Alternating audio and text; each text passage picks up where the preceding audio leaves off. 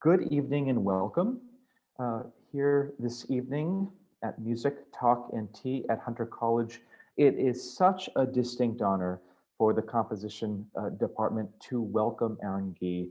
Um, we have welcomed Ms. Gee back for the second time this semester. This is our sixth master class, and we're so thrilled to have her work with our composers this evening in a master class format. Ms. Gee has won numerous awards, including the Guggenheim Fellowship, the Radcliffe Fellowship, the Rome Prize, the Charles Ives Fellowship from the American Academy of Arts and Letters, among many, many others. She is currently Assistant Professor of Composition at Brandeis University. In addition to being a brilliant composer, she is also a brilliant performer and vocalist. So I would just like to take a minute for our composers to welcome Erin. Erin, welcome back to Hunter College. We are thrilled to have you. For this evening, the format of our masterclass, we will try our best to replicate what we would be doing in person, obviously at Hunter College. And so we have arranged for our composers to submit scores for Erin's review, whereby we will look and listen and enjoy Erin's comments and suggestions in a true masterclass format. So Erin, I'd like to turn this over to you, and we can sort of have a dialogue back and forth with our composers and so on. Great. Thank you so much for that nice introduction. I'm very excited to be here tonight. I am really looking forward to this, and I'm really looking forward to talking about your pieces and hearing about everything that you're working on and what you'd like to be saying with your music. Good. So let's dive in. I don't know who's first, but whoever's first, jump in. Shall we start with Philip's piece? Yeah, that sounds great. Terrific. Philip, welcome. And composers, please feel free to re-engage your cameras. And whenever you feel the need to ask a question or chime in, you know that it is more than welcome. You are always welcome to speak up. This is a true forum, so we want participation. We want your feedback. And folks, as always, I am so supportive of any reaction you might have. And we as composers are a family.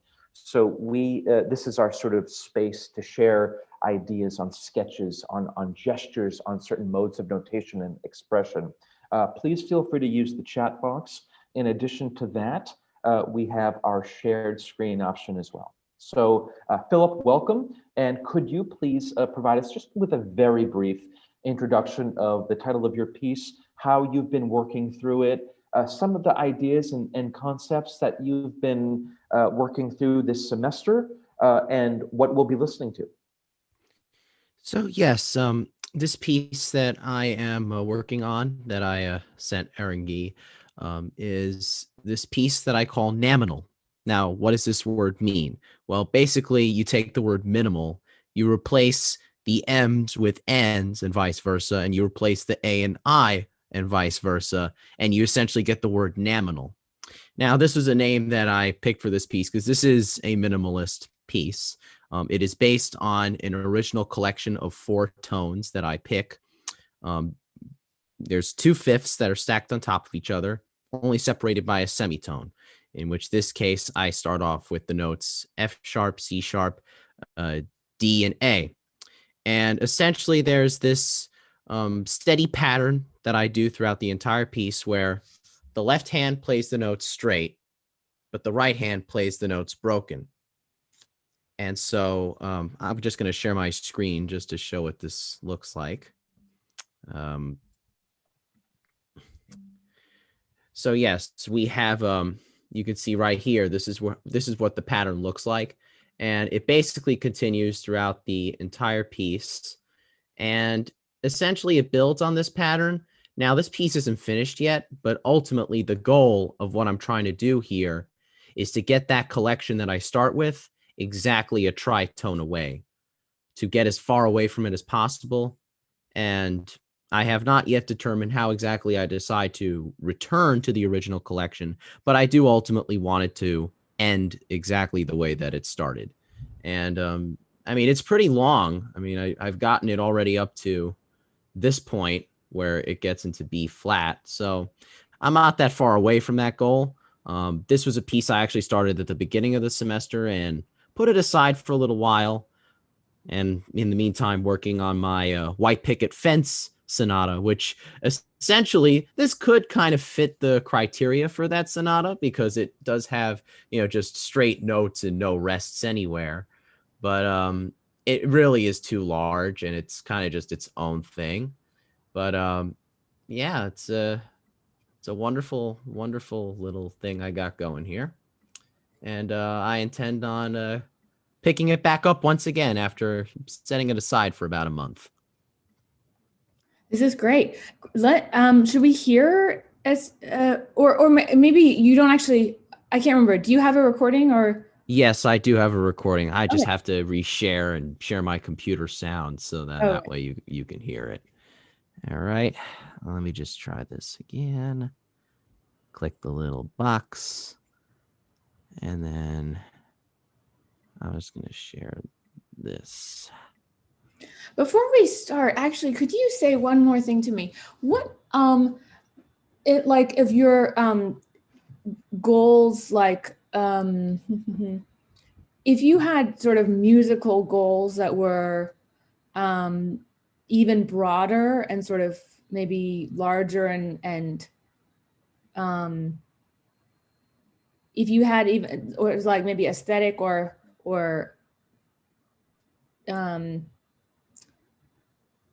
is there anything like a larger kind of goal that you would have for this piece, like sort of ineffable something? If you don't have it, that's fine. That's totally fine too. I Is it some mean, kind of like image, like a color or a day where this evokes something? well, I wanted it more so to invoke expansion and, essentially kind of like the composer named Jacques Bous. He was a Renaissance composer. Essentially take one idea and exhaust it to the fullest extent possible without really tiring out the audience so much so. Great.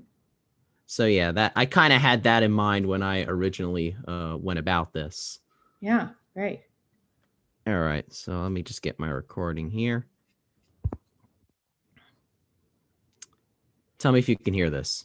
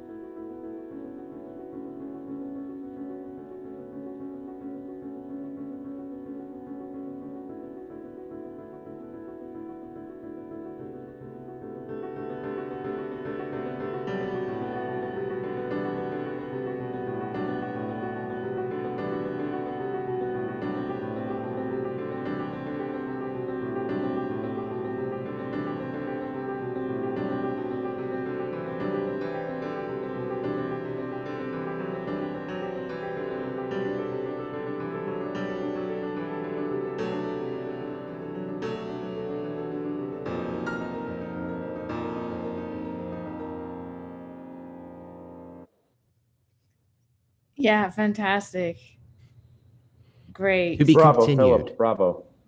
To be continued. Yes, there's a chat here. Ooh, we got a chat. Someone's asking, yeah, Adam's asking if you recorded it yourself. Oh no, that was the recording from finale. Yeah. Yes. Great job. I mean, I would love to record this myself. In fact, I actually would want this to be a multi-purpose piece for both piano and harp. Oh, wow. Yeah. Yeah. I can really imagine that. That is great. So, fantastic. I mean, so some of my thoughts are around like where you want to go. So you um, tell me your favorite thing about it, and the thing that you maybe a little stumbling block in the moving forward, if you have one. Well, I really like the fact that in terms of how it kind of is algorithmically constructed, that the rules are pretty straightforward. I mean, I'm just sticking with this one pattern. I'm not altering it in any way, shape, or form. The hands are doing the same rhythm throughout the entire thing. And it kind of gives me a nice happy medium to work with, and it kind of shows me what I could do. Maybe I can have a melody in the left hand. Perhaps I could do something more expressive in the right hand. Perhaps maybe I can have a different usage of the notes rather than straight tones. It kind of just allows me to kind of not so much bend the rules, but to see how flexible I can be with them as possible without getting too monotonous. Yes, I love it. I love it. I love creating these worlds and that have rules, and that the creativity comes in sort of pushing. And also the new diversity comes from pushing in different places. So I think that this is a great point, and it sounds like you have done this for yourself, where you set up enough places that where you can possibly push. Is that what you found as well, that you were happy with the numbers of places that you could push in a new direction? Exactly.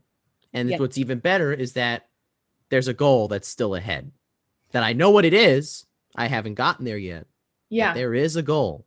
Tell me the goal again. You want to get back, or Essentially, what I want to do is I want to get exactly a tritone away from this initial collection. So basically these same notes, but a tritone away. Mm-hmm. So then that way I'm the furthest possible I can be from where I started. And so that way it'll be more of a surprise when I get back, which is where the piece will end, right at this very collection. Yeah, excellent. Okay, cool. I'm thinking of something that will be fun to talk about. Tell me though, what's any stumbling block, if you have thought of any? Well, the only stumbling block I kind of had was just before I dropped this piece for a little while, when I got to that point where I got to B flat.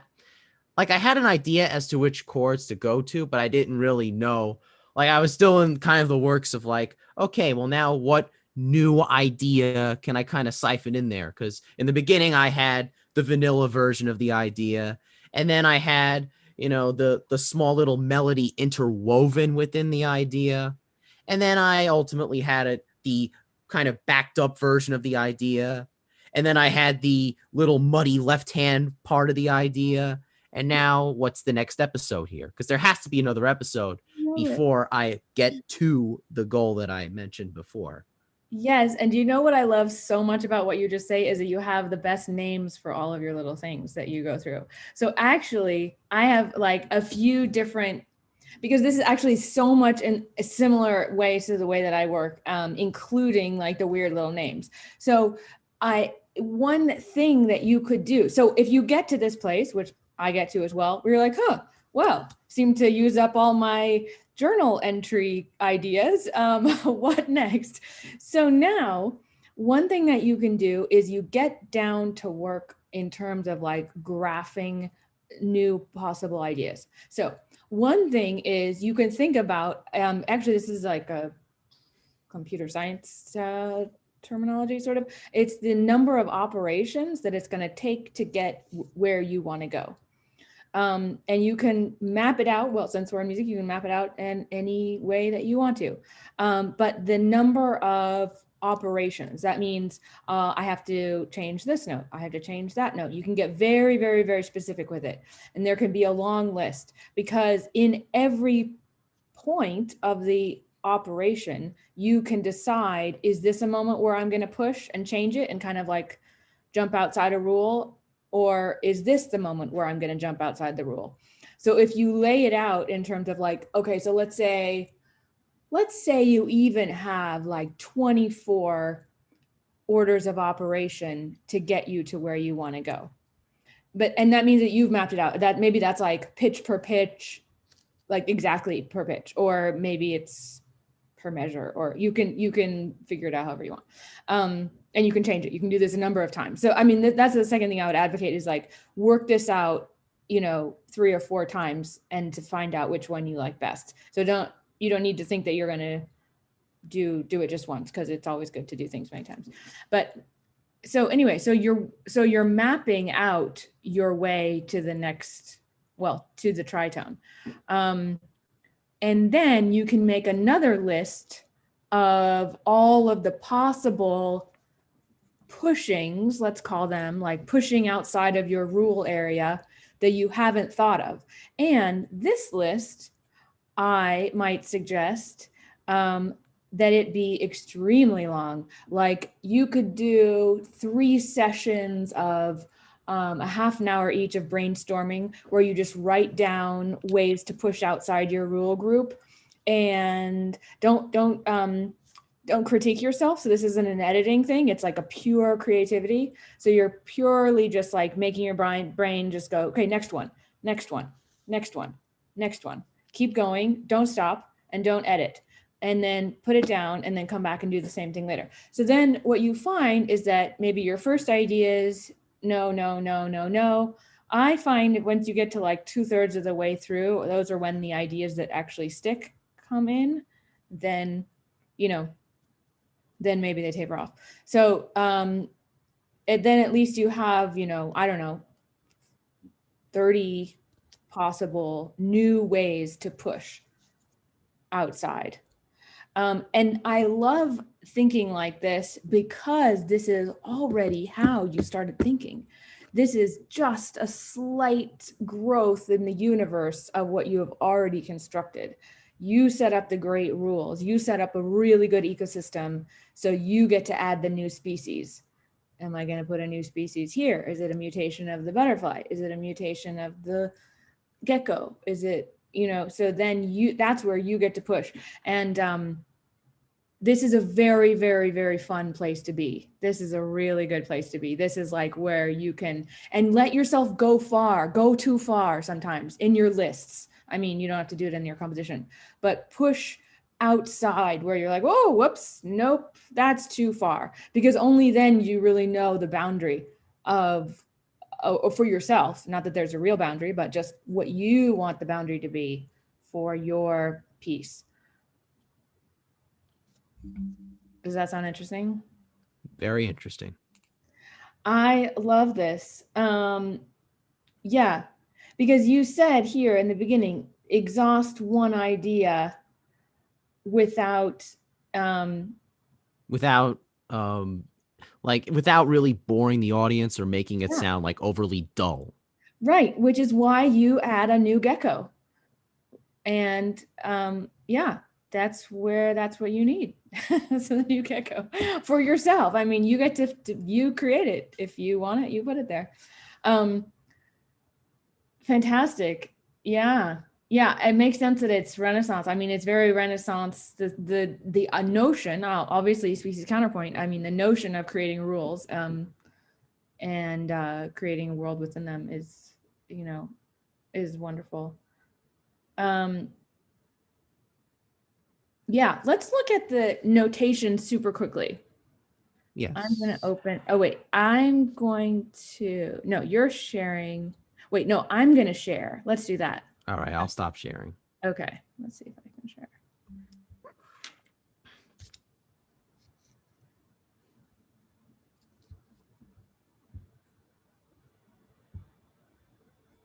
Okay.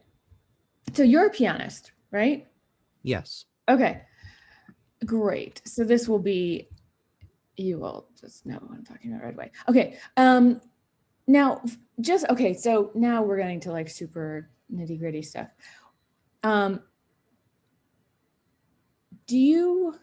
It's kind of like, do you want to put dotted quarter equals for the tempo marking? Yeah, I should put that there. Okay. Okay, cool. Yeah. Okay. Then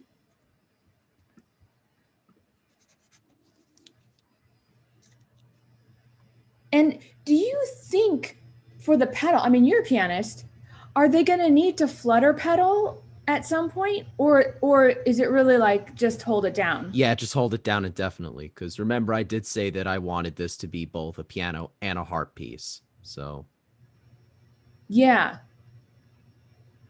Yeah.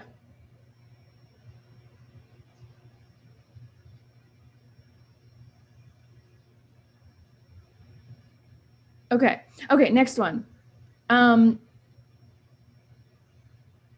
When we get down here, okay, yes, you've in 21, you put right hand, like in parentheses, right hand. Do you want to just put that up in the right hand, in the upper clef? I'm not sure exactly if I want to do that because I really wanted like that chord to be specifically there. So I kind of put it there initially just to outline like here is really the chord I just wanted, and this kind of way of getting to that note that the left hand can't really play. Mm-hmm, mm-hmm. Yeah. Yeah, So definitely. I did that for chordal purposes. Yes. Okay. Um, and then it goes on. Yeah, I mean, just think about it for yourself. I mean, I really started to notice it like around 43, where I don't know. So this is, it can be your own question. I mean, but you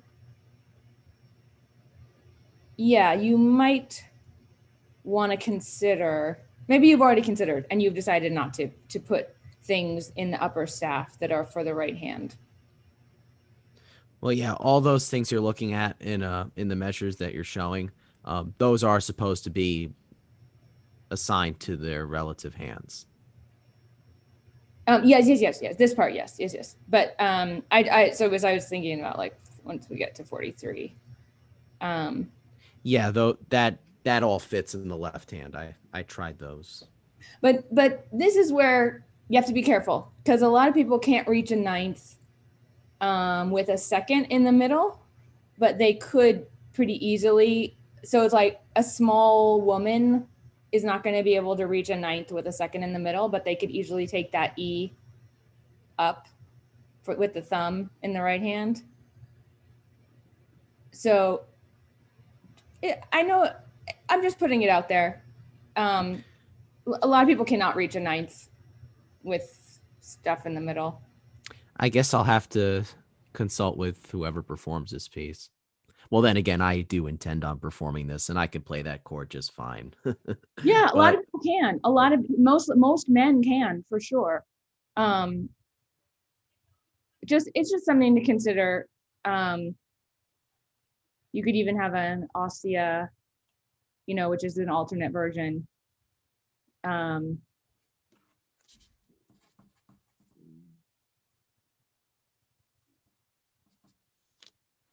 you just like the look of it. I do like the look of it. As long as I just like to be aware of like different people's sizes and hand sizes and things like that. Just to be aware. Yeah, this is great.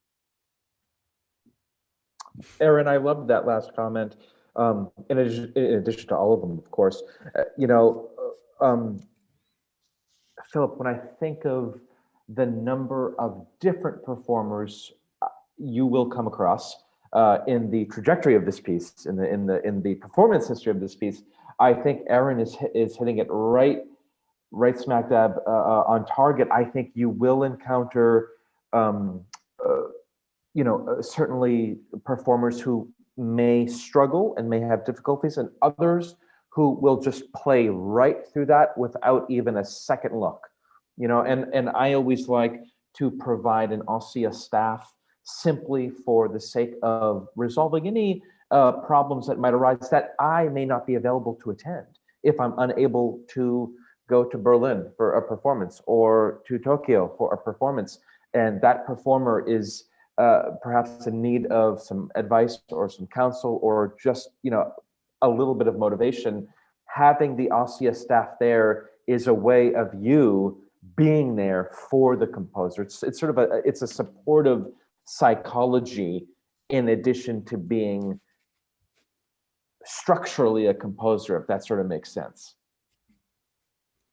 Would a parentheses around one note also be a good way of indicating what could potentially be left out so as to make the chord more comfortable?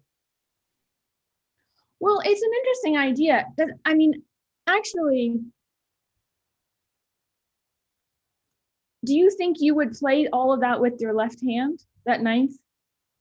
Yeah, I would. Because it just makes it harder for actually everyone. I mean, it makes it a harder piece for you too. I mean, your thumb is right there. It's like one step away from the E sharp, but you would like play that because you want it all. You want to like I'm not totally, but you want it to be that hard for you. Yeah, kind of just like to aid in. I mean, the whole reason I kind of put that chord there was to aid in the crescendo. Kind of just to add an extra voice in there to just make it more just give it a little more oomph. Because you could play it louder if you put the thumb in the right hand. I know we're belaboring this, but actually, if you're using two hands, you can get a louder sound than if you're like one hand. You can get more sound with two hands. Actually, you can think about it. I mean, you could even make two scores pretty quickly, and it would be like, because I can see so many people playing this. I guess that's why I'm saying this to you. If because I can really see a lot of people being drawn to this wonderful, wonderful music. And so if you had two scores, if your hand is really big and you love to just grab everything with your left hand, this score is for you. If you've got, a smaller hand, if you're an intermediate, what if it's like a really good 9-year-old? Like I can see them loving this music, with their little hands. And you could sell a lot of music. I mean, it's not even about that, but like I really see a lot of people. My little grandmother, 4'11" and a half, she would have need to take that with her, her upper thumb.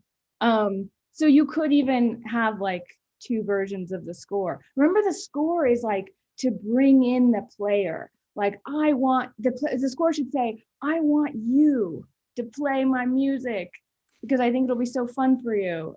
And so, you can just think of all the different kinds of people so I know some people like you will love to put that in the left hand. They have been working on their big chords in the left hand. And they're like, yes, I grab it. It's so fun. Yeah, I totally get it. A lot of people are going to love that. And then my grandma is going to be like, I want to take that with the right hand or whatever, like any other, person who's maybe 4'11" and a half, who loves your music might want to just get more energy with a different way. It's all about ergonomics. It's just about ergonomics and how people's, hands work with their bodies and how big their hands are and stuff like that. Anyway. Yeah, I love this concept. Erin, thank you so much. And Philip, thank you for this brilliant piece. Folks, we could, I would love to open this chat until midnight, but I know that we do have more composers and more works to review. So Philip, big congratulations, bravo. And I would love to invite Catherine up to present her new work for piano. Hi, Dr. Fulmer. Would you prefer me to? Hi, I'm so excited to share the piece. Should I share my screen right now with the score? Yeah.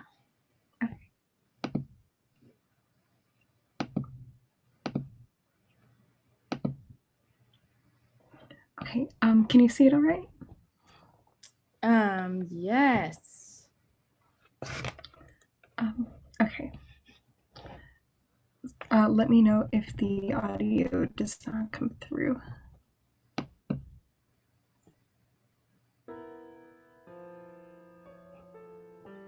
That sounds great, Catherine. Would you like to take just a half minute or so and introduce the work and perhaps the title and also some of the craft and the concepts that you've been working on throughout your year here? Sure. So this semester I've been diving more into 12-tone music. So this piece is based on two different matrices.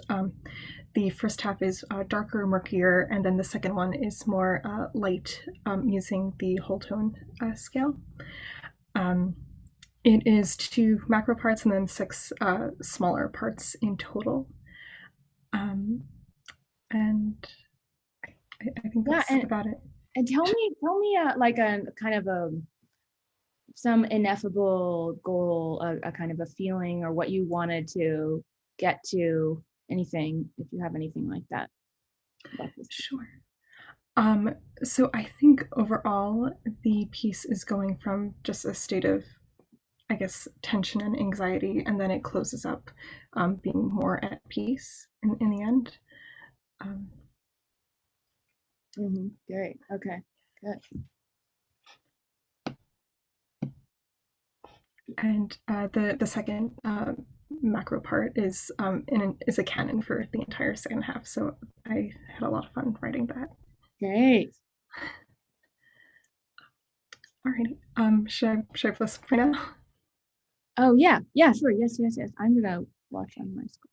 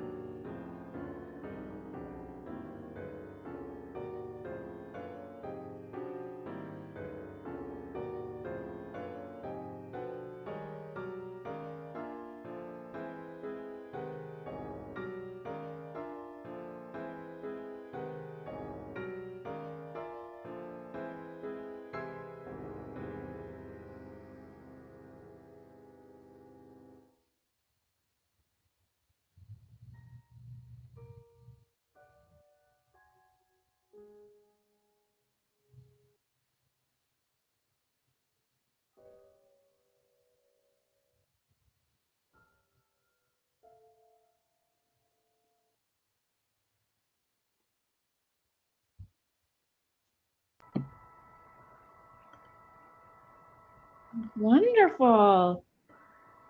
There's some little background noise. That fantastic, wonderful, beautiful, beautiful. Very lovely. I love the canon. I really appreciate the hemiola that came in. I also very much love the canon of register. In register, there's sort of a moment where you really hear, it's almost like a percussive canon in the register. Ping, pong, ping, pong. Really, it really like centers the whole thing. Like, oh, there it is. Yay. It's really, really lovely. And I could hear the peacefulness. And also by the end, you know, you could say, okay, these are, you know, there's some dissonant, you know, you could say quote unquote dissonant. But by the end, I really felt the peacefulness of it, of that these kind of like, let's say, quote unquote, sort of dissonant harmonies are actually becoming very consonant because they're just, you've expressed their consonant state of themselves, you know, that they're the rhythmic and the peacefulness of their motion. We kind of get where they're going to go, like almost like a natural phenomenon. Like we see, you know, we're not exactly sure when the raindrop is going to drop, but you know, it's going to be sometime. It's, you know, it's going to be something like that, and it does, and you think, oh yes, perfect, that's what I thought. You know, it's like a wonderfully kind of like a natural fulfillment of what we sort of want to hear in some ways. So really, really nice, very sensitive, very lovely. Yeah, tell me your like the easiest part to write for you, or what you really liked the most about working on it. I think the canon actually was the easiest part to write. I guess because it is imposing another constraint on the writing, and then within that constraint, then you have, I guess, a little bit more freedom to work around. And for me, I guess the challenge was experimenting more with the hexachords. So having that framework really helped. And yeah. Yeah, that's great. That's great. Did you ever like, did this fulfill for you the peacefulness? What are you thinking? What bothers you about the piece, if anything? Not that doesn't have to, but is there anything that you're working on or want to do differently in the next piece or something? So one part that I am still thinking about is in the second section, which I'll pull up on my screen. I'm a little, I think I still want to work a little bit with some of the transitions in this section. It's supposed to be very murky and dark, but then also just like circle back in on itself. Starting so on page 4. Yes.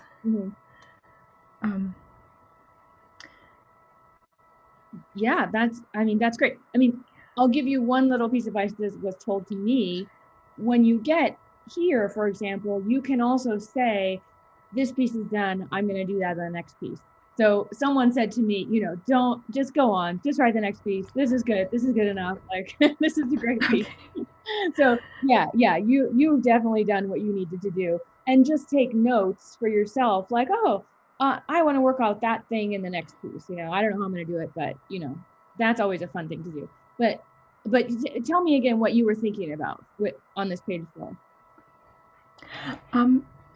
I know I brought this up in our lesson too, Dr. Fuller, but I just wanted to, I guess, measure 25. I wasn't sure if that sounded too abrupt, and it'd be great to hear.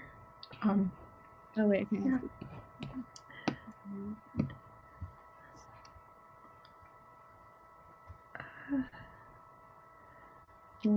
I guess. Wait, measure 25, is that what you said? Oh, yeah. Yeah, because when I previously had this material, I had another 16th run in the right hand, and I think it's just something I want to try to work on a little bit more. It's just making a little bit smoother. Yeah, but this is great. This is a great quote unquote problem to have. This is a great problem to have. Yeah, it's really nice. You know, that sounds like a wonderful time to go forward and write yourself another piece very, very quickly in a kind of a study type of format. Also for piano, maybe if you want, like, oh, let's see, what if, I'm gonna turn that into a little, 3-minute piece, 2-minute piece. What's bugging me here? What am I gonna work? How am I gonna work this out? Was it the concept of like what? Tell me more about what you were thinking.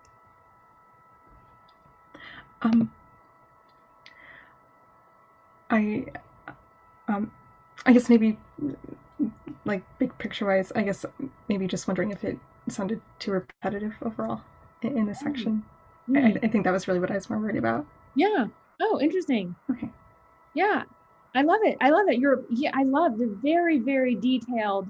This is a great, very, very detailed, very incisive questioning of yourself.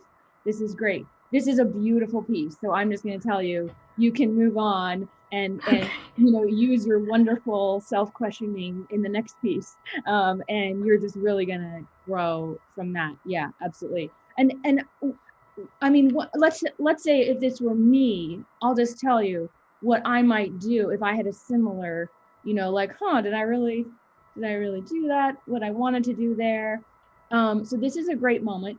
Go on, get to the next piece, and then start to make a little sort of, okay, I love lists. I'll just tell you that right away. Because why? Why do I love lists? Because they get you to think very, very quickly in a creative way without judging yourself.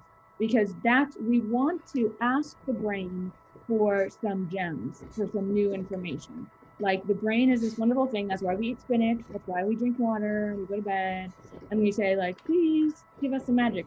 So then we say, what else could I have done? Which is what you're saying. Could I have done this? Could I have done this? And that's when you start to it's almost easiest if you use something similar as a kind of a practice from an old piece. So let's say just for practice, we have to practice composing just like everyone else, just like, Leonardo da Vinci had to practice the cherub in the corner of the whatever, we have to practice our little stuff. So let's say you want to practice a similar texture just for the heck of it, because it's the easiest to do.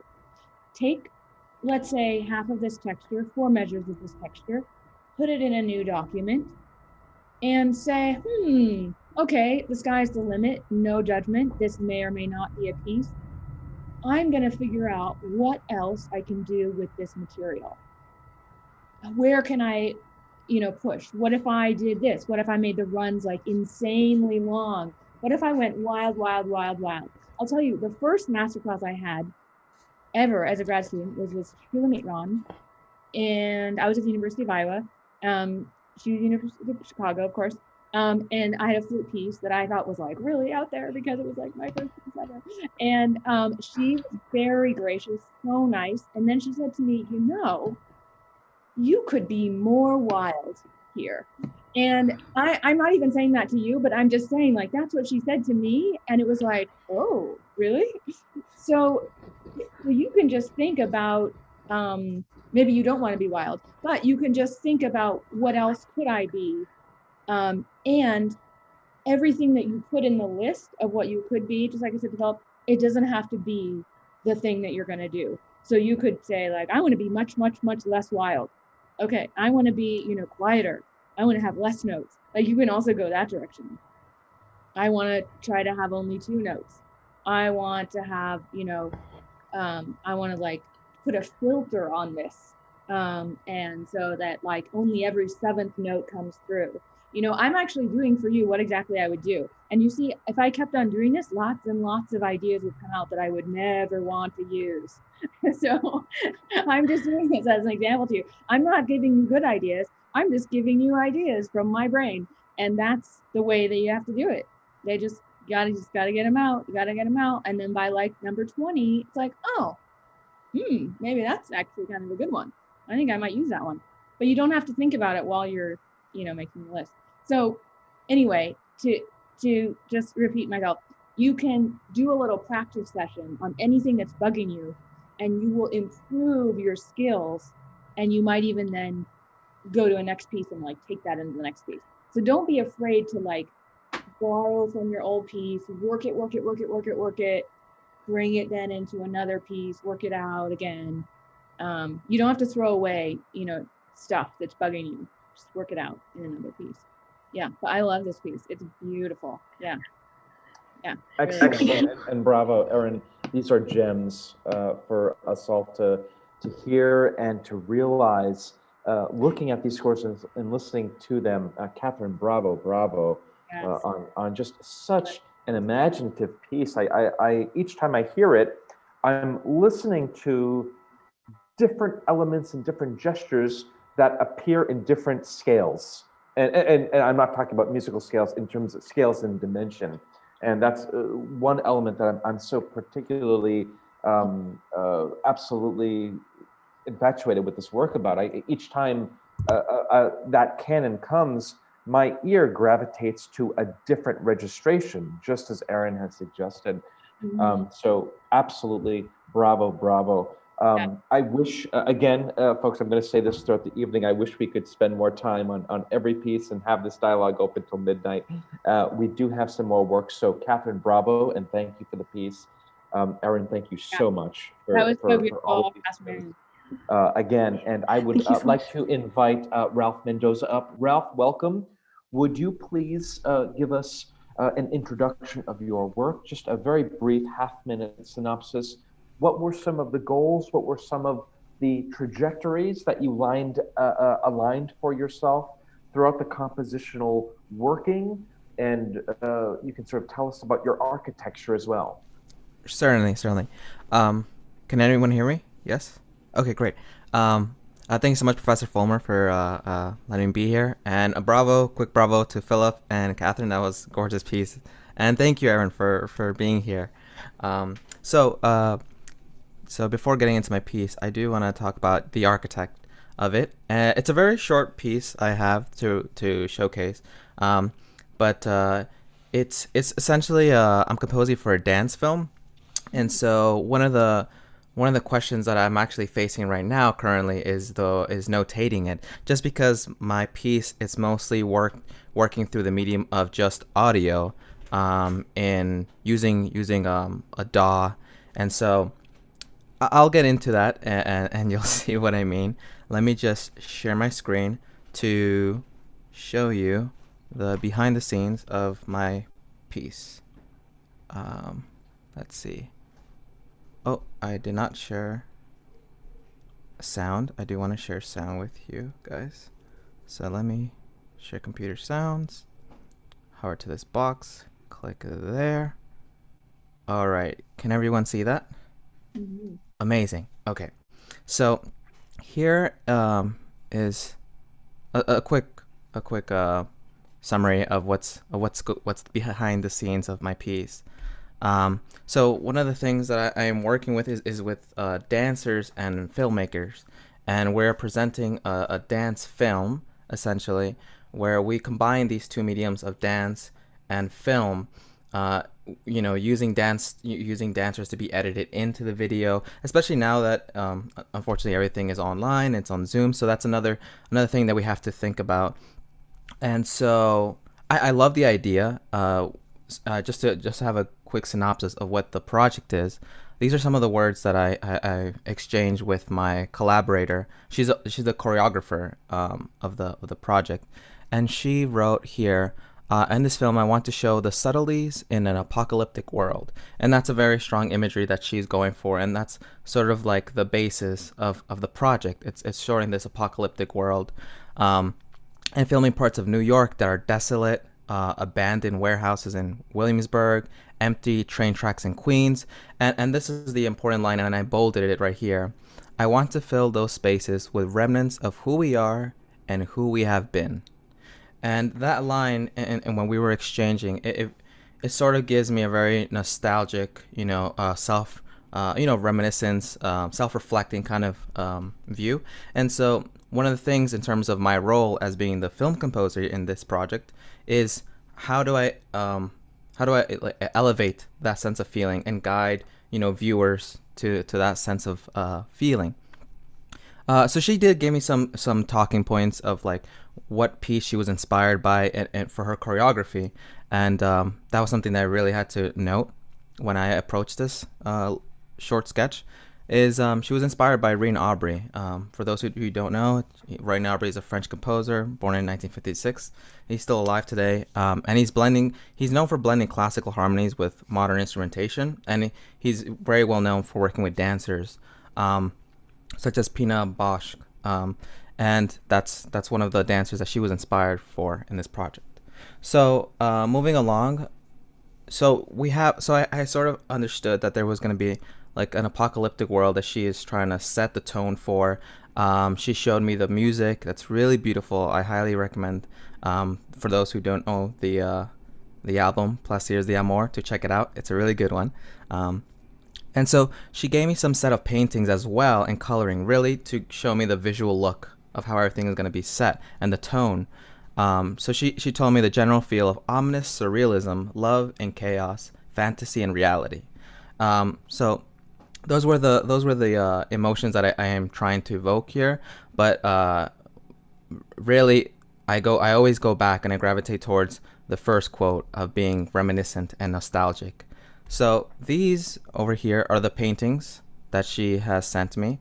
If you notice, they're very red, very black, very dark colors.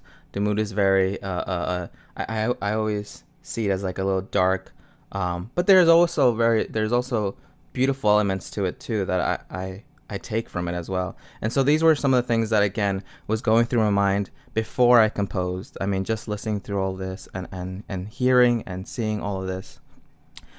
Next is the space in which it's going to be filmed in. And this is an important part of the music aspect, because she wants the film to be made in this abandoned place that's actually in West Harlem. It's right by 145th Street on the 1 train. And over here, it's a very abandoned place. There's just lots of garbage and filth there. But again, it sort of brings that tone of the apocalyptic world.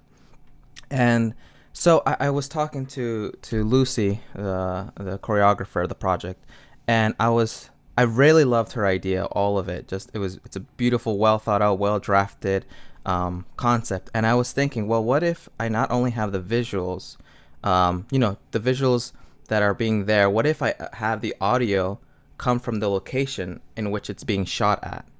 So that was one thing that came to mind. I was taking my portable recorder and my external mics and actually just going into the place and sticking my mics into these abandoned warehouses and recording all the garbage sounds there and using that as my basis for my music. So moving along, the equipment that I use was my Tascam DR40. I have a wind muffler here. So that way it records the sounds without having the wind, being sort of not damaged, but sort of obstructing the audio. And I have the audio ports right here to connect my clippy mics, the external mics that I have. And you might be wondering, the coat hanger over here. This is actually measured 20 centimeters apart, because that's the average distance between human ears. And if I level it up right here, you see it's more or less there, and so that again captures the audio to have it very 3D space, almost like binaural audio. And so these were the little Lego blocks that were coming into my piece. And so I went to the location with Lucy, and we recorded all the sounds possible that was there. And so I do want to play a quick bit of the sample here. So this is a video taken from the Logic session here. And so I'll play you just a brief synopsis of it. And so essentially the 4 sounds that were actually included were leaf sounds, wood sounds, plastic, rock, and actually there's a 5th, metal. So there's five elements that were being recorded with the material in this location. And with that in mind, I'll play along. You'll notice there's color codes to each of them, and so you'll see which of the 5 elements you're listening to.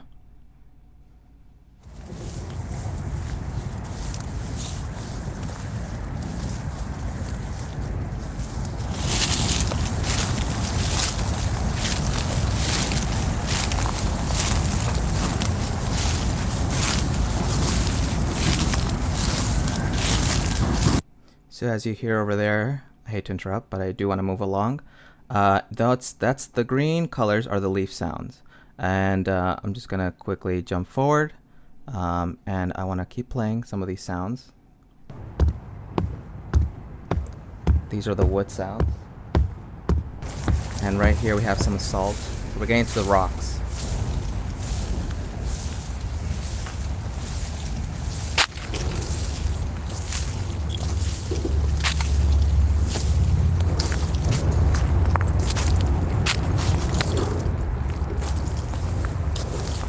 So that's a little snippet of the rock world. And moving along, I do want to play the most important one, the metal sounds. A lot of this was actually included into the sketch I will show.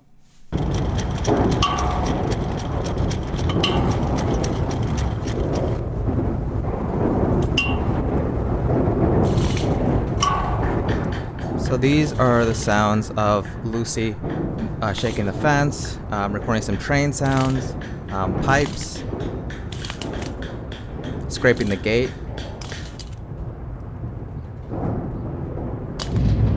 That's the sound of a dumpster being hit upon.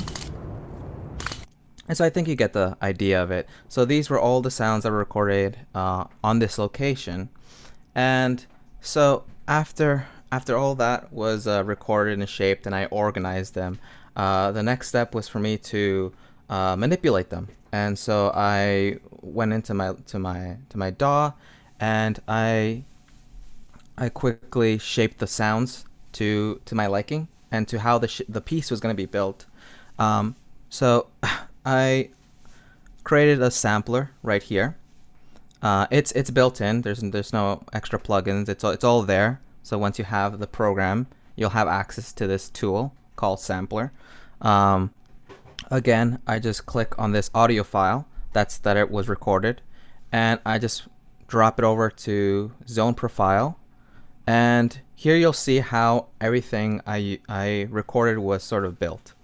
Now that this has been loaded in, I just trim this location, and when I play the key, you sort of hear the sounds of it. And if I take it down an octave, you start hearing a little twinkle in there. There's a little vibraphone sounds. And so that was actually the basis of the piece, was having this vibraphone twinkliness to the piece. And you know, it brings sort of a nostalgic feel to the timbre, you know. So anyways, that's sort of the basis. There's a lot more that I can talk about, but I won't get into that. And yeah, so that's pretty much behind the scenes. So without further ado, I would like to present the little short snippet of the video that she made and where I composed the film for the video. It's titled Airplanes.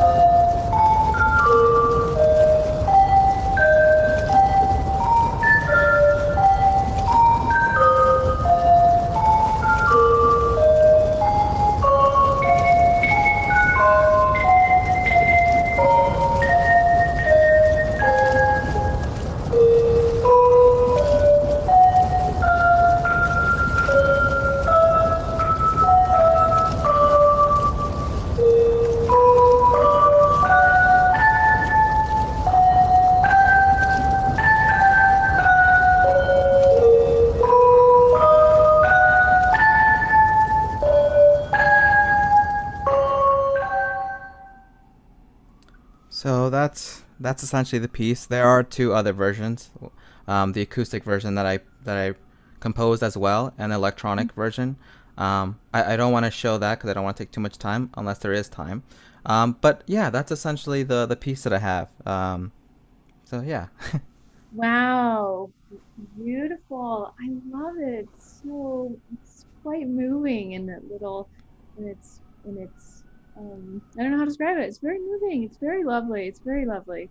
I really, it was nice just to hear that intro and the kind of the how you got to those sounds. Uh, and yeah, it was really great.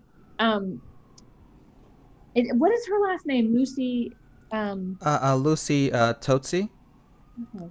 She T-O-T-S. Tozzi. Oh, She studied in Purchase, which is where I met her, and mhm, she graduated in the dance conservatory. mhm. Wonderful, wonderful, wonderful.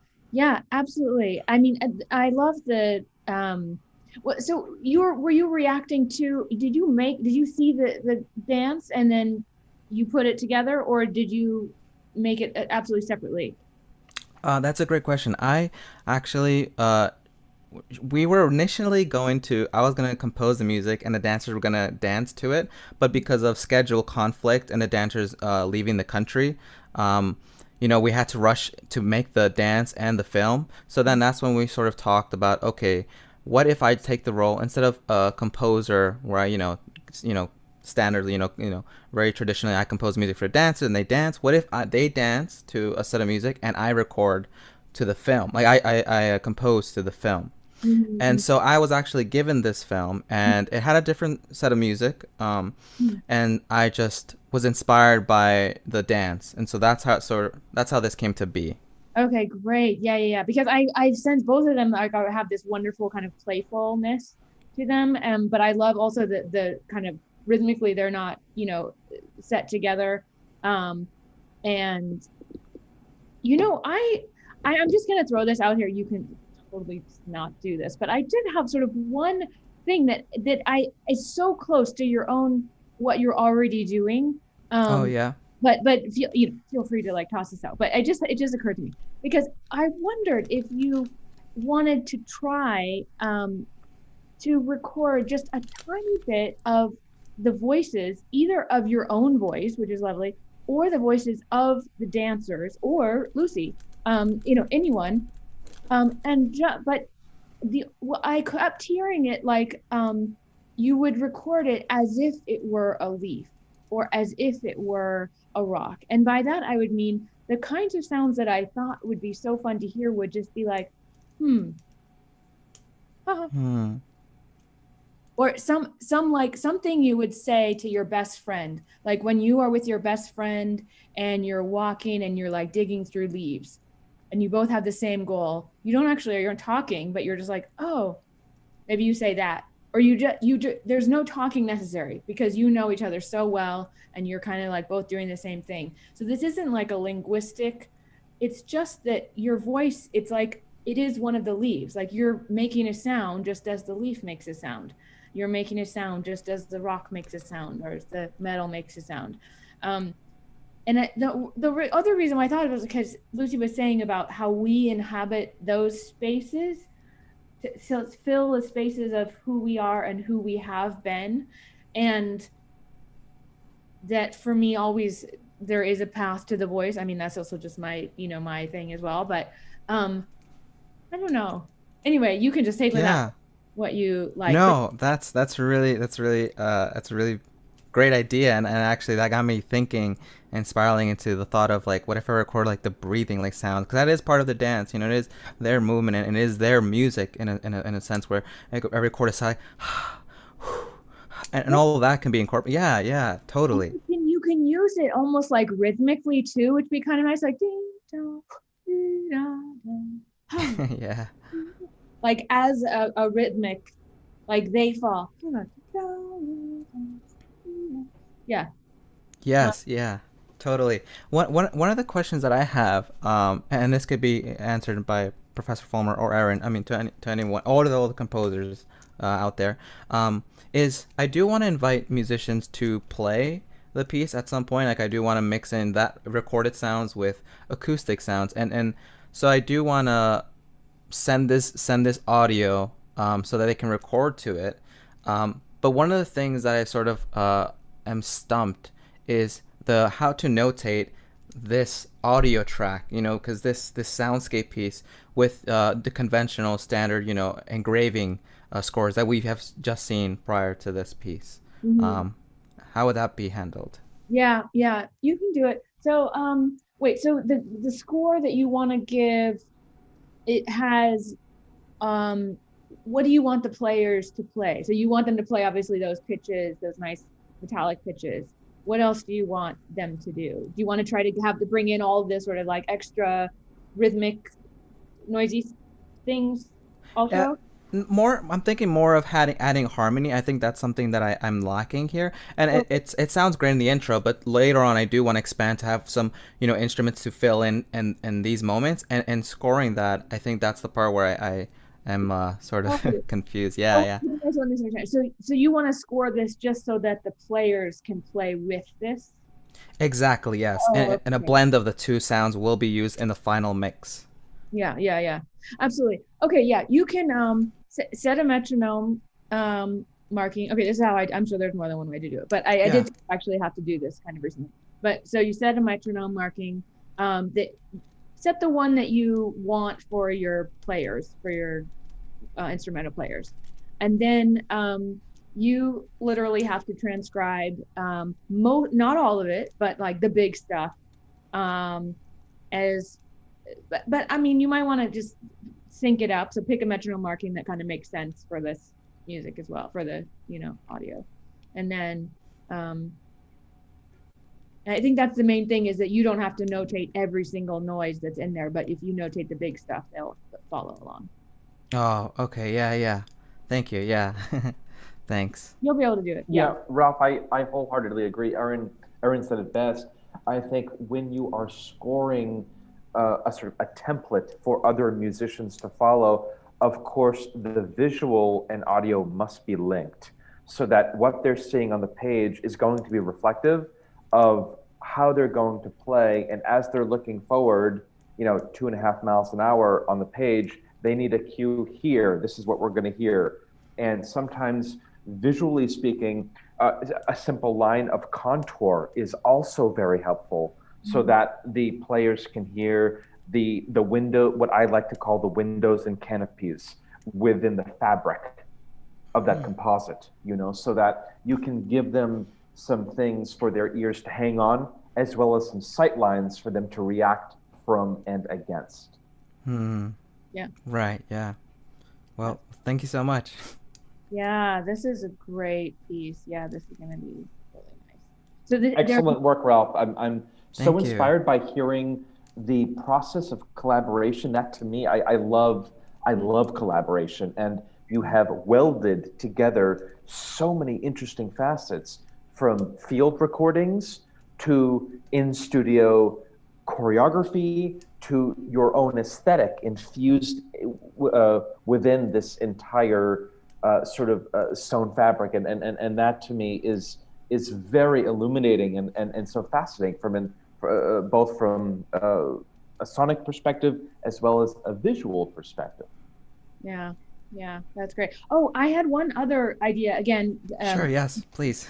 Take or throw out as you like. But as you're going along and you're kind of wanting more variation, you could also try, that wonderful little like pattern with the metallic sounds. You could try to ask, you could do it yourself and ask all of the other dancers and to sing exactly that pitch. Now they don't have to be some sort of Oh. singer.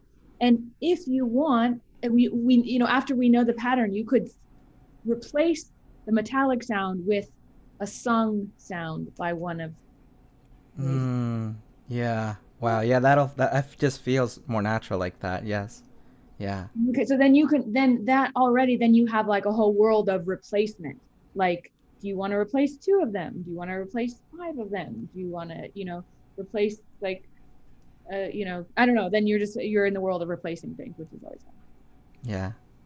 Thank you. Thank you. Yeah, They're great. wonderful ideas and love it. Excellent. Thank you. Okay. Ralph, bravo.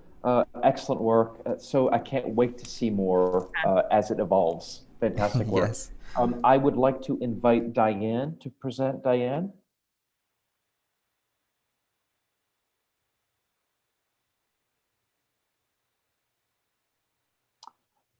And if Diane is still preparing, then Adam, perhaps you would like to present right now?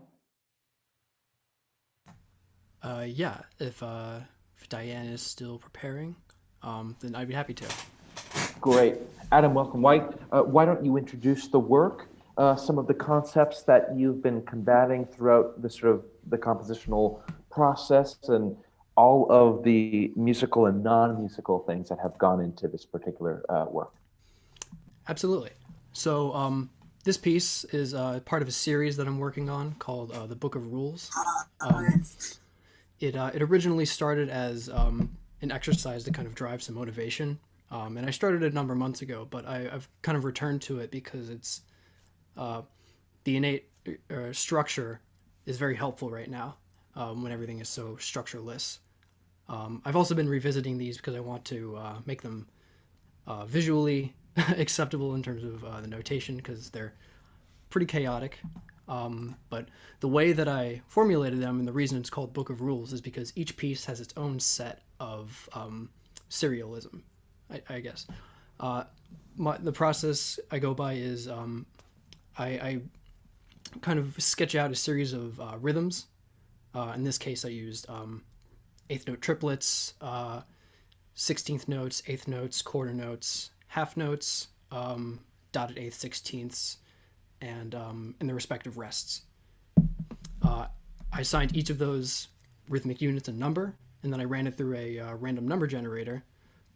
And I did that for 4 voices. So all of the notes you see here were laid out in rhythms first, and then the pitches I derived. I misplaced the notes for this, so I'm not 100% sure where the pitch classes come from, but I've been experimenting with different hexachords, 12-tone roads like Catherine used, and multiple kinds of like Messiaen's modes of limited transposition. I've been loving those lately, but this is just the first. This is the first one I worked on, and probably my favorite thing about the work is how I got to these unexpected composite rhythms, and they kind of create their own motifs and melodies in a way. So I'll let the music speak for itself.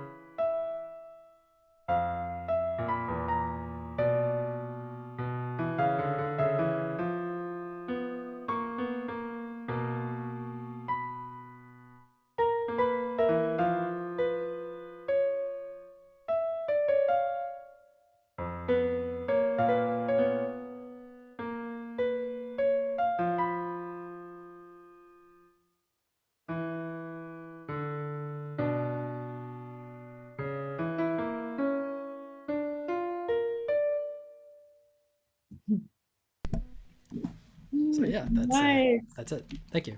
I love it.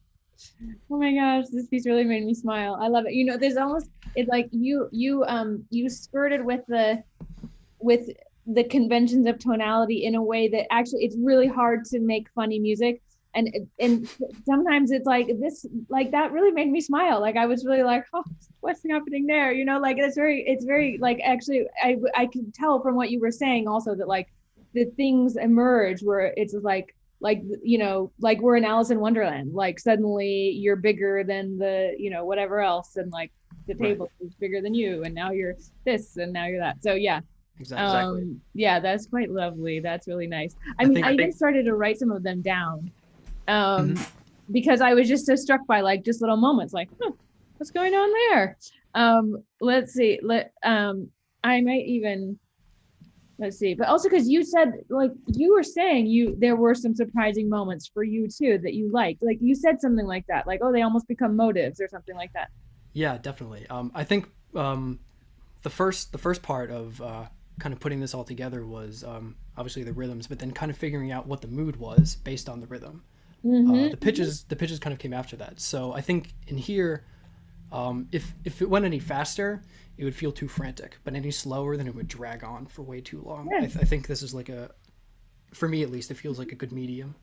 Yes, because you know what? This is okay, again, like just totally my filter, but I thought it was like it's a very much like a speech like tempo. So, and some of the rhythms are very speech like I went to da da da da. Really? No, you didn't. I mean, that makes sense, but like it really is like that. Some of the, and you know, Webern, I find that a lot of Webern works are very speech like for German because they end often like the phrases will end with like something at the end of the phrase. And in German, the phrase, like if you have a verb at the end that's in the first person, then it had like habe, if habe is at the end, it has the like a lot of the verbs at the end, if they're in the first person, have the little rhythmic thing at the end. Right. I love those kinds of connections between language and music. I always find it so fascinating. Yes, I find this is very, very, very speech-like. And now, so I'm going to share my screen because we're going to put your score up. I'm going to put up your score. And then I want you to circle your favorite moments where you think like, oh my gosh, that little motive. Okay? Let's do this. I have your score and let's do score.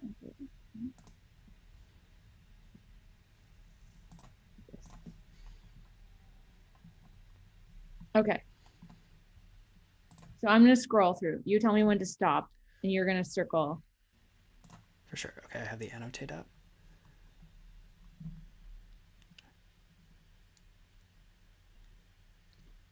No, the other thing is, okay, tell me. You go, stop. Did I stop? So, measure 6 and 7. That's one of my favorite moments. Oh, great. Because now I'm kind of remembering where the pitches came from. It was some kind of row that I was very strict with. I kind of followed it voices like from the bottom up. So I did voice 4, 3, 2, 1, and it kind of the row kind of moved in and out of the voices that way. Yeah. And it kind of happened that from here, pretty much from this point on, everything is nonsense. There's like a very vague sense of tonality. You get some unison, some consonant intervals, but then right in here it's B flat. Yes, I know. I love major. This moment. I love this moment. Yes, it is so funny. It is really, really funny, it's so great. And it only, I mean, like in Alice in Wonderland, it only makes us smile because of what happened before. So you know that's what's so lovely. Yes, I think I noticed. So in measure 4 was the first time we got a triad. I wrote it down. So at first I was a little like, there's a triad in there. And then exactly, I wrote down measure 7. So this is really, when it sort of pops out. Okay, good. Let's keep going. Actually, if we could, if we can just scroll back up to the top really quickly, just for a moment, because there's a very a prominent motive that comes out. This guy right here. Yes, thank you. Yes. Sticks out like that contour, the intervals. It just comes out everywhere. Yes, I know exactly. And there are several moments of this. So so I'm going to tell you something funny. Now, if I were, I don't know what, let's say, this is like 100 years from now, and I found this music in a piece of paper as just a paper document, and I was a collage artist, let's say, sound collage artist, and I wanted to, I was like, Adam Shore, he won't mind if I just, use a bit of his stuff in my music, So I started to think, what would I start to do? I would take that thing and I would paste it all over my piece of paper. I would make it different colors. I would, I just was thinking, I was like getting really playful with it because this is exactly what you have this moment, it comes back. You have that, you have your wonderful B flat moment. You have the triad. You have even, okay, did I stop? I mean, I feel like I'll have to listen to it again, but that moment, certainly. And there are a few other moments that are like, oh my gosh, what is that gem? I'm going to just put that out. I'm going to use that again and again in my own music. I'm sure Adam won't mind if I take it. No.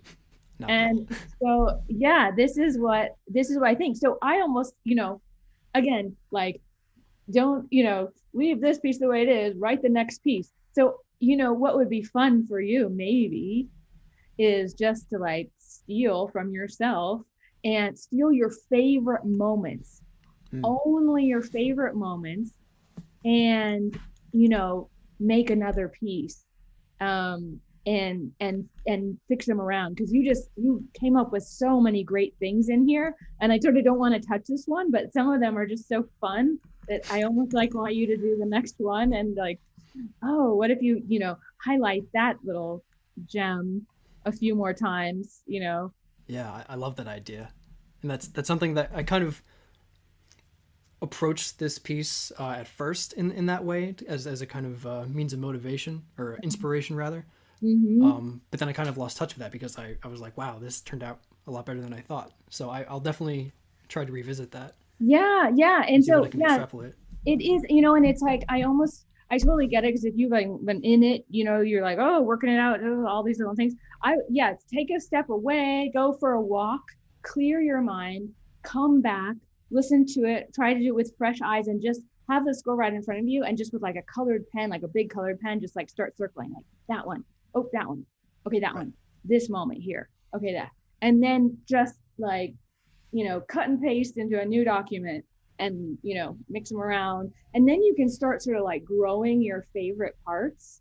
That's when that part gets like, that one took that one's huge, now that one went down the rabbit hole, it's really small, so now it looks like this. So you can kind of grow and shrink and mix around your favorite moments. Definitely. Okay, does that sound fun enough?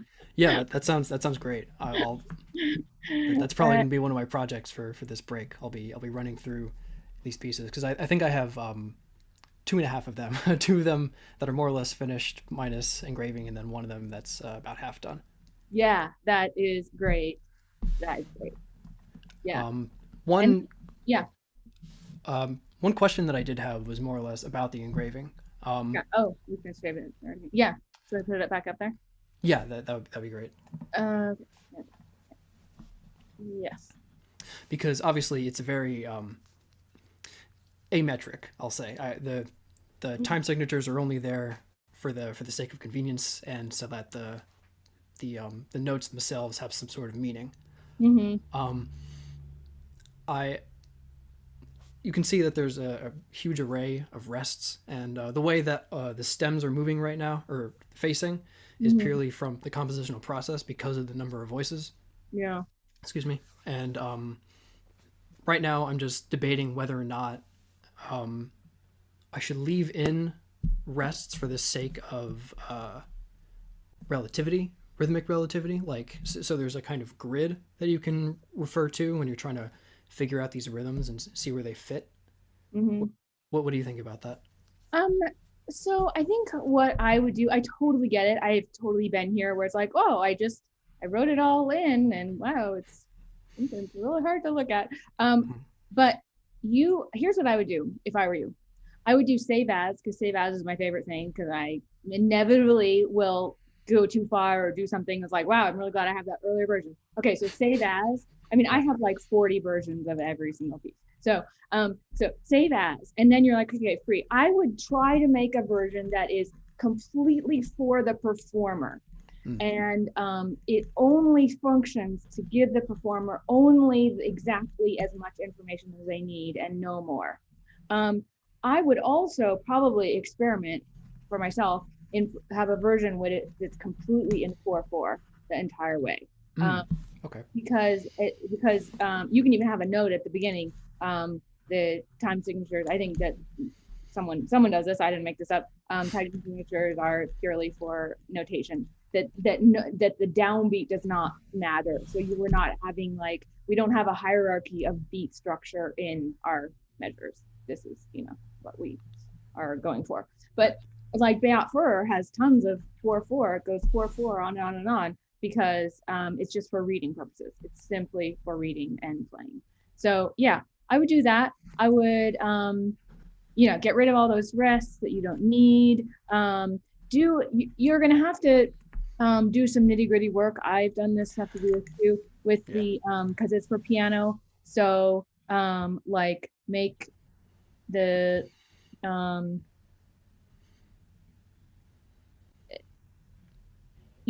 like this kind of stuff in here. So make sure that nothing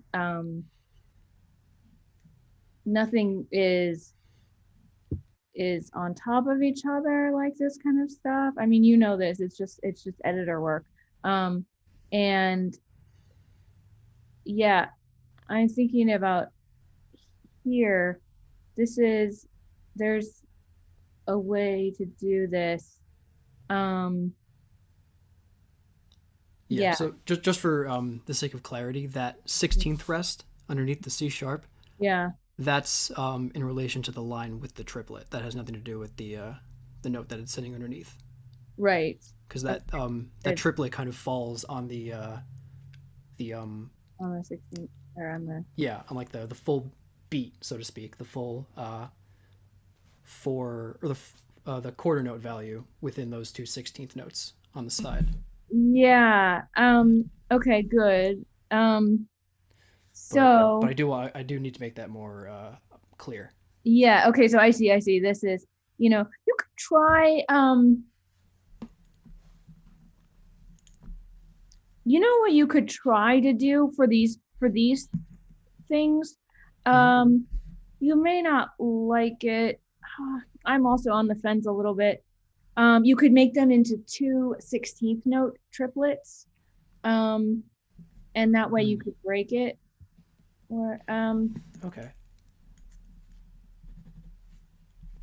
And and the other thing is that you can get really practical with yourself, because like obviously with a piano, this is for, we want to have finger legato, and we want to hold it down when we can. But you're also repeating this note here. So get really, really practical with yourself. Like, because if you have to pick up that note anyway, because you have to repeat it here. So, you might just have to say to yourself, guess what, X on you, because anyway, I'm picking it up. Like, right. Or maybe I'm thinking now, maybe I can make the 8th note D in the previous measure. I could have pedal there, because it is all kind of sonorous from there. And that would kind of relieve, it wouldn't be an exact value that it's being sustained for, but it would kind of relieve the need to hold down the D there. Yeah, absolutely. And anyway, I mean, you can have finger legato up until this moment, but not obviously after that moment, because then you're re-hitting it. So, right. Yeah, I think that, I think you can do a lot. But you will have to get like super nitty gritty and really think like the performer, and sacrifice. Just try as much as possible to sacrifice your own. I know it's painful. Sacrifice your own artistic things just as a gift to the pianist. I know it's painful, but just think, this is a gift to the pianist. They're going to be so happy when I do this for them. You just have to think about it like this. You're just going to make them so happy if you do the practical version. Keep as much as your artistic stuff in, but if you've gotta sacrifice, it's you get a point for karma. You get a point. I can live with a karma point and a happy pianist. That's always a good thing. Great point, Erin. Yeah, I wholeheartedly agree. And Adam, splendid work. I can't wait to see this and what is next. Bravo. Thank you so much, Adam, and thank you, Erin. Erin, at this point, we have one last composer. Josh is here with his work. We can opt to take a small break, or we can simply go forward and hear Josh's work. What would you prefer most? Let's take just a 5-minute break, super short. Perfect. Um, Terrific. and yeah, and I will be back. Great. Composers, we will meet back here at 7:50 sharp. Yes. And we look here forward to hearing Josh's new work. Yes, Josh. Good. Great. Okay. See you in a Thanks, moment. Erin. Okay. Bye.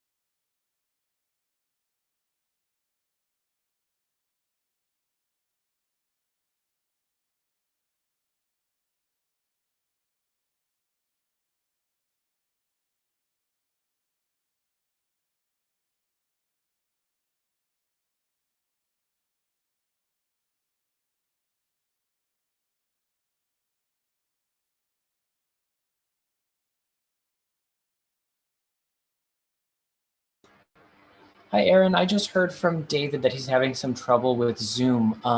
But the last composer, if you are ready, feel free to hop in and we can get started again. Awesome, thank you. So I am relatively new at this. My realm, I say that like I own the place, is theater music. That's my background. So this song is from a piece that I've been working on with my collaborator for about 2 years now, very intermittently. It's kind of my first attempt at chromaticism in music. It was originally going to be just a brief little underscore over or under some dialogue, but then she ended up really liking it, so we put some lyrics to it and turned it into more of a recitative.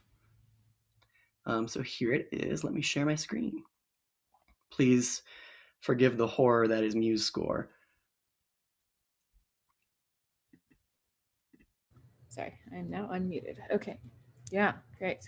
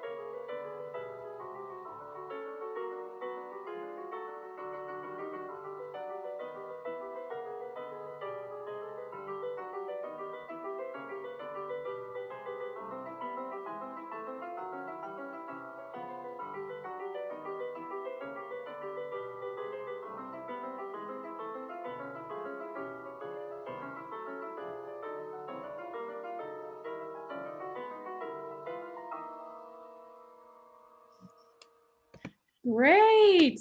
Oh my God, bravo. Wow, nice. Oh, this is amazing for your first. Thank you. All right, gosh, wow, I loved it. I can so see this working on stage. Really, really nice. I love it rhythmically as well as melodically. I am going to ask you what they're saying, but it also sounded to me like this is a great song to sing if you're kind of mad. Yes, that's exactly what it is. It's like a husband and wife fighting is the situation. That's great. Yes, it's great. It seemed like such a great way to just get it out, if like you know, you're really annoyed about something. This is so fantastic. Yeah, it's great. I love the harmonies, and like especially when you go to the high, dee da dee da da. So great, great harmonies up there. Yeah, it's really, really nice. It's really, really nice. Okay, let me see if where did I okay, what did I write here? Okay, so I'm just gonna throw out some things like, again, just take as you like. I love it. It's my favorite. Okay. So one thing you could do to increase the rhythmic drive is you can always condense collapse from 3 to 2. So if you can imagine you're going da da da da da da da da da da da da da da da da, you can do that. You can, I mean, Bartok does even goes like 4, 3, 2, 1. I mean, not exactly, but like when he wants to really get a drive, he'll go like da da da da da da da da da. So any kind of collapse of groupings, particularly when you're fast like this at eighth note, drives you forward in a crazy kind of a way. You're not even without increasing speed at all. You're just shrinking the grouping of eighth notes. Now, that being said, since this is kind of speech-like, you could, I mean, I'm just thinking out loud here, you could also have, I mean, I'm wondering if you want to have like another section, like a bridge, or just something like a completely different little section in there. You know. Yeah, one thought I had was to extend this recitative part into 4 sections. So like a bit of a recitative from both of them. They do their own thing, but together. And then another from just the wife. And then they come back together into this same melody that's written here. Mm-hmm. And then the 4th section right after this eerie chord right here would be a more aria-like portion. Oh yeah, you could, definitely, you could do that. Even within this, like, so keep the drive, so just a little bit different. So maybe you're not like changing yet to a totally different emotional state. So you're in the same emotional state, maybe like one click different.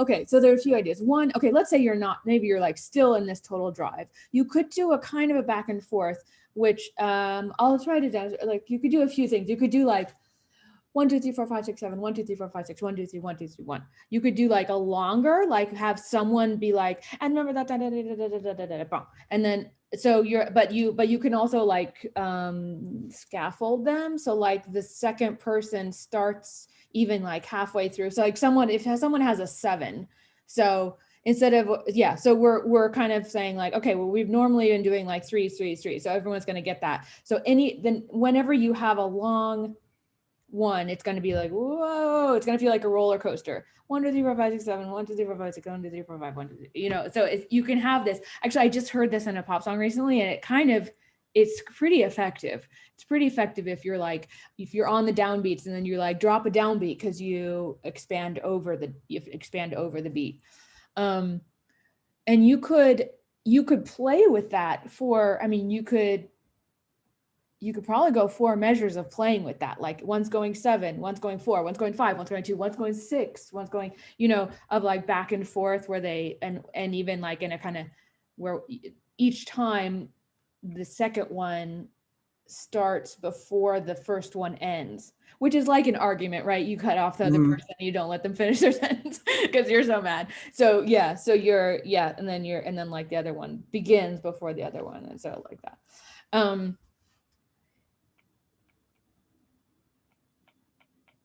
Awesome.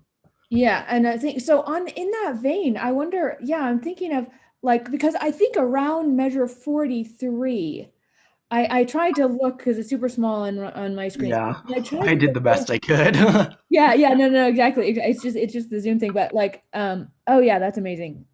I think I saw a 43, but I was trying to think, like, there was one moment where I almost expected the melody to go higher, like to really freak me out in a moment of like, oh my God. And then it didn't, and it doesn't matter because it's a great piece, but you could probably at some point push that more melodic point, da da dee da beep ba beep da.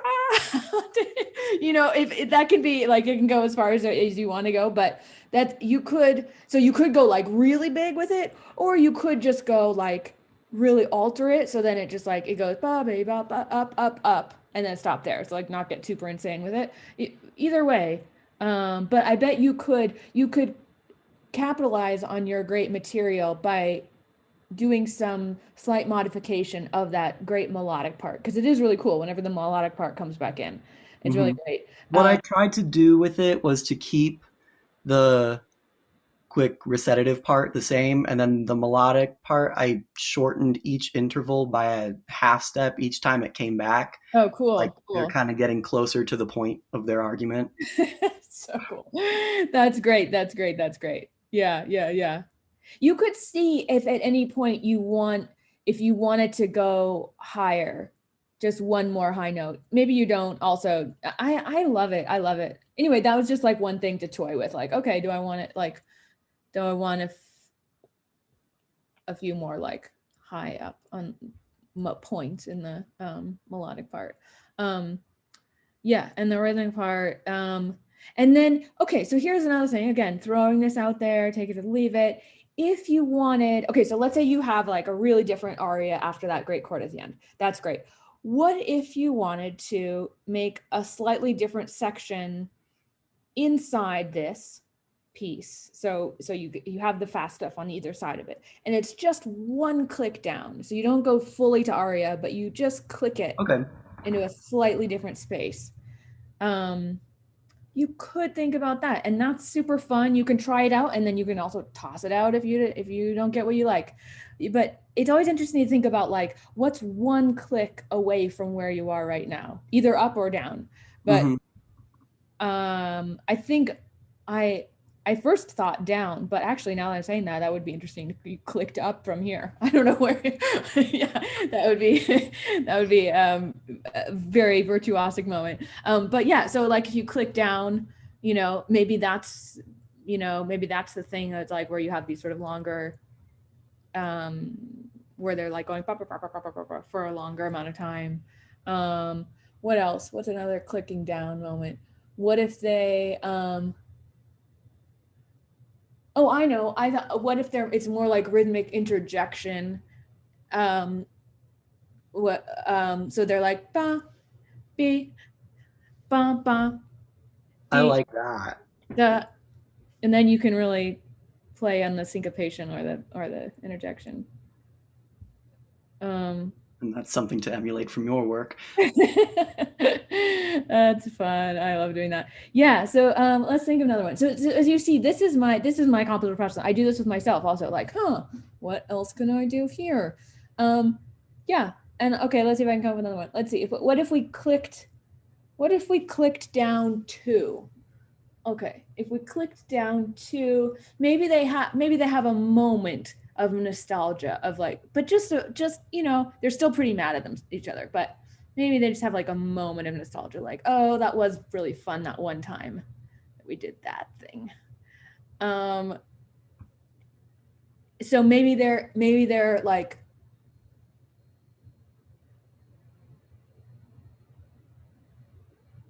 wow, what are they doing? Are they in unison? They are in unison when they're like da da da da da da. No, they're not. Sometimes they're not in unison. Actually, it's more like a canon.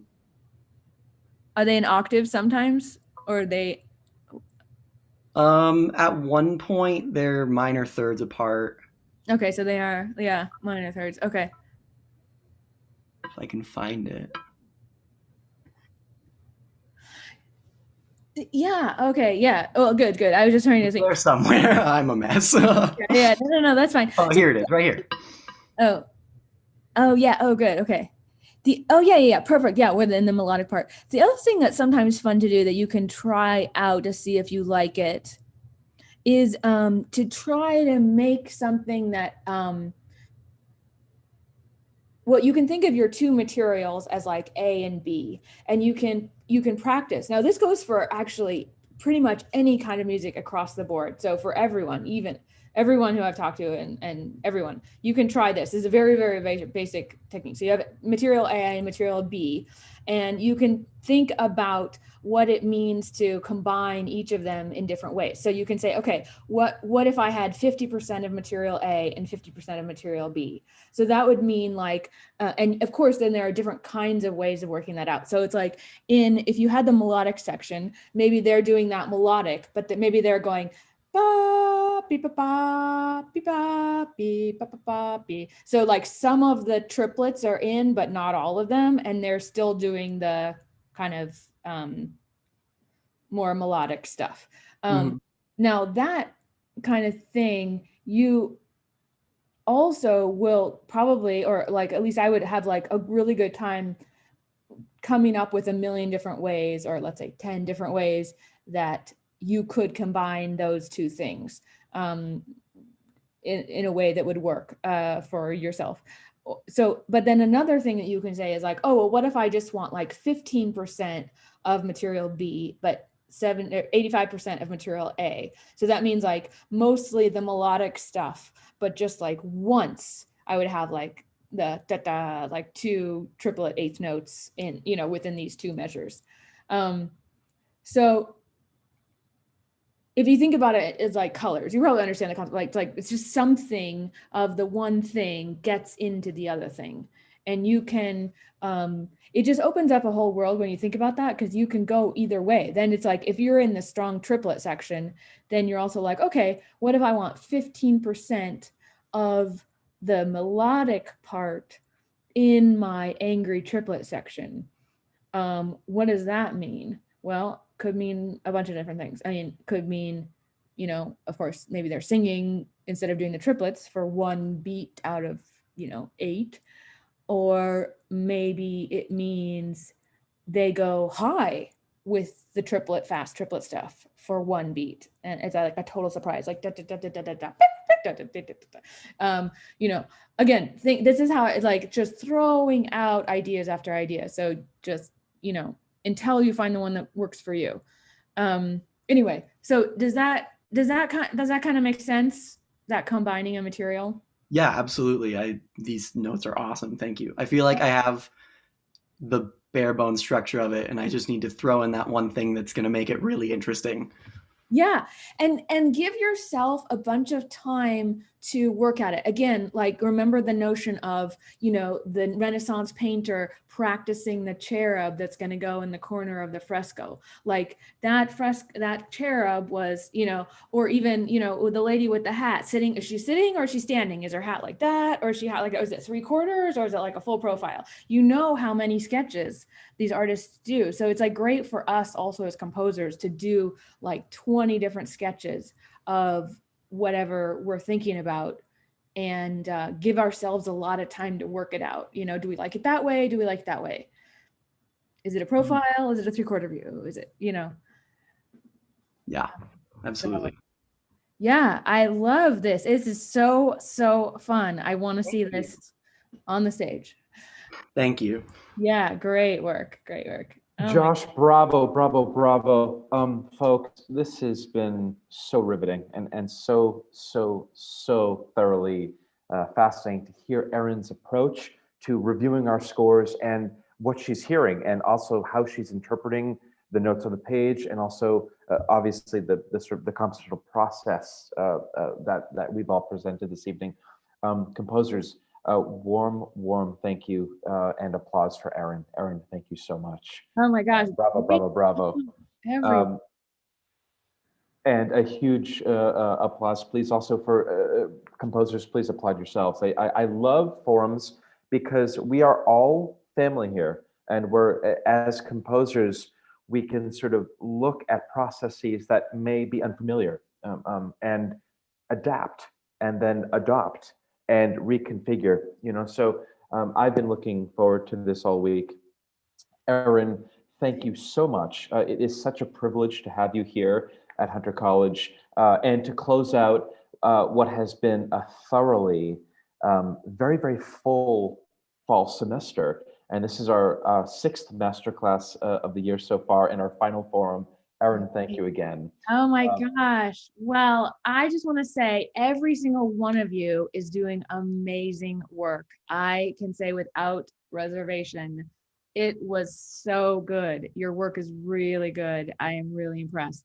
So I'm really looking forward to hear more. And I know you now, so don't hesitate to email me anytime. And just say hi or send me some scores or, a question or whatever. So yeah, don't be shy. Feel free to email me anytime. This is terrific. Erin, we absolutely will. And please, will you please come back and join us again Oh, at Hunter? absolutely. We have open doors for you. We would love for you to visit us again. Folks, thank you again. I would also like to thank our chair, Professor Suzanne Farron, our leader who has taken us through this incredibly challenging journey and brought us to where we are. And also many more thanks to go around. Jacob Sex-Michelini, a brilliant composer from the Grad Center and also an instructor here at Hunter. Jake, thank you so much. And of course, Brad Stoller, who has helped every engagement and online platform for us, our presentations, our concerts, and our instruments, everything we need. Brad is always with us.